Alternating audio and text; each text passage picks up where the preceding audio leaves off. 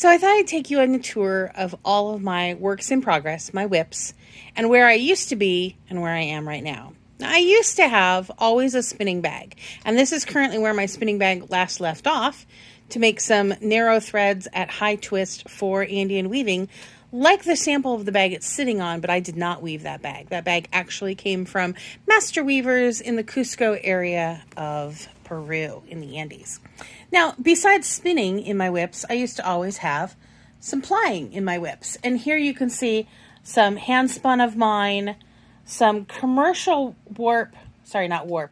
commercial wool that came on cones, 2-ply, but it needs to have added twist to make it suitable for the weaving that I do, and some commercial wool that I did natural dyeing on. That's some of the indigo that I'm working through right now. So I used to always have some spinning or some plying to work on. Now in August, Abby Frankemont was offering a class at Fiber World online for the conference on Kanti.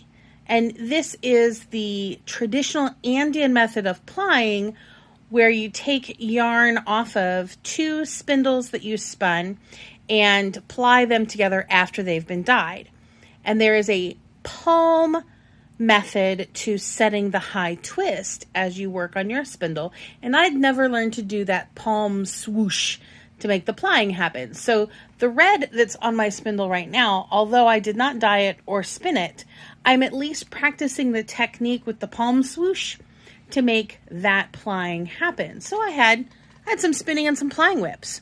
Well, then at Frankemont University, spinning 1, 2, 3, and 4 was going to be offered for September, October, November, December of 2020.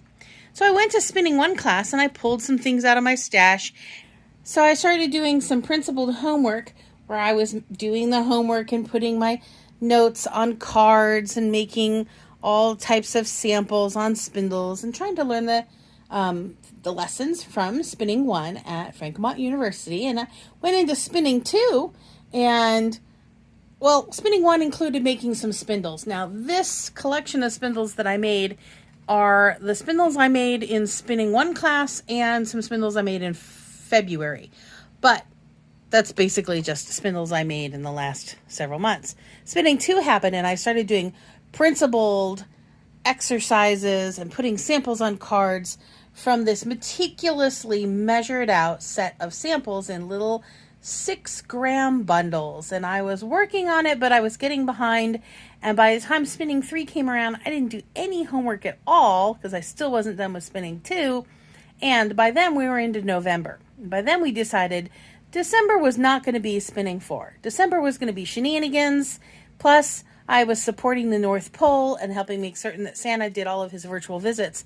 But at least for shenanigans, I managed to spin a bunch of wool that went into this weaving project for our team entry for shenanigans. And the spinning got done and the weaving got done, and the team entry, in fact, won the team challenge, which was really pretty cool. But I left behind some works in progress because there's still more gray that could be spun.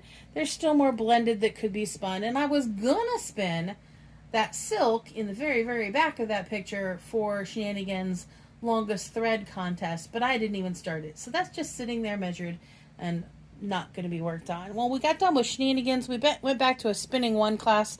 I think I started working on some of my spinning 2 homework at the same time and making spindles in February challenges. But then spinning 4 started for February, March, and April.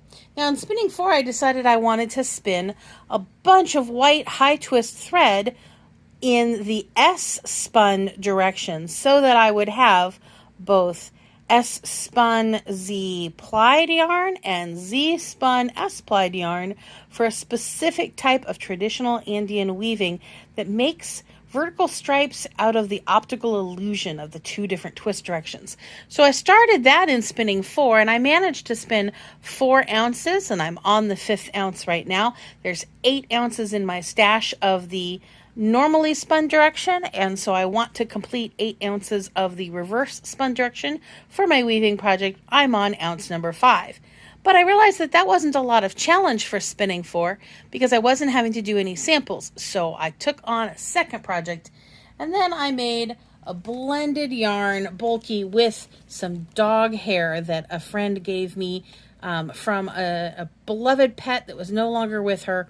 And I've spun and plied, well, processed, washed, carded, blended, spun, plied the yarn, and I still have yet to weave that yarn into a project for the original owner of the dog. But spinning 4, of course, wrapped up and we started into plying structures. So in plying structures class, I started doing principled samples across the color wheel. All of those yarns have cards with notes and samples on them. They all have a washed and an unwashed sample. I'm not done with my plying structures class. There's still a whip that I'm working on from that class. We went into drafting methods.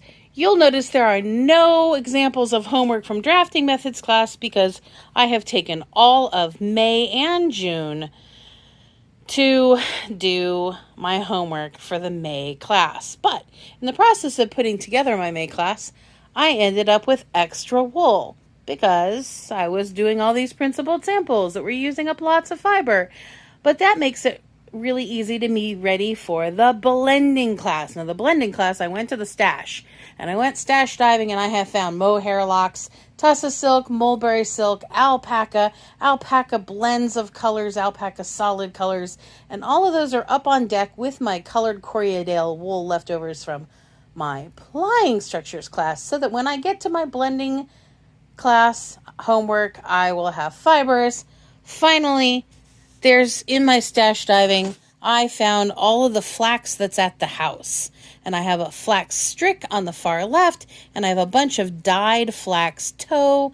I want to work through the flax projects again so that I have my flax skills in place when it's time to start spinning Bertus flax from Austria, a huge project that's gone global with more than 1,000 spinners, all taking some vintage, heritage, inherited flax from dowry chests that have been ignored for decades and a century or more, and we're going to be spinning it back into linen thread and bringing love to the flax that's been stored up lovingly. But this is currently what I'm looking at as the whips and projects that I have been working on since before August. And now we're almost done with June, and we're about to go into July. And I want to start something for Tour de Fleece today. But this is my horizon of whips. So, yeah, that's what I've been doing with part of my quarantine.